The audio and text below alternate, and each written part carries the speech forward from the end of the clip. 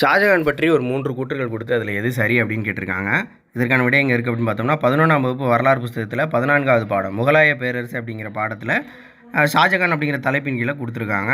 முதல் கூற்று என்ன அப்படின்னா, இங்கிலாந்து வணிகர் மனுச்சி இவரது காலத்தில் இந்தியாவுக்கு வந்தார்னு கொடுத்துருக்காங்க. மனுச்சி அப்படிங்கிறவர் வந்தது உண்மை தான், ஆனால் அவர் இங்கிலாந்து வணிகர் கிடையாது. இங்கிலாந்து வணிகர் வந்து பீட்டர் முண்டி.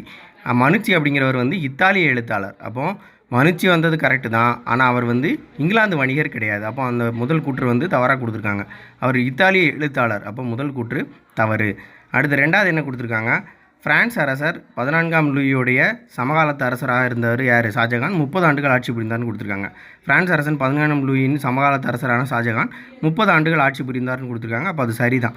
இவருடைய காலத்தில் அரசனுக்காக புகழ்பெற்ற மயிலாசனம் உருவாக்கப்பட்டது அப்படின்னு கொடுத்துருக்காங்க. அடுத்த கூற்றும் சரிதான். அப்போ 2, 3 தான் சரி. எது சரியாக தவறான்னு பார்த்துக்கணும். சரி தான் கேட்டிருக்காங்க. அப்போ ஆப்ஷன் ஏ 2, 3 சரியானது. கம்பைன் டெக்னிக்கல் சர்வீஸ் எக்ஸாம் 2024 கேட்கப்பட்டது.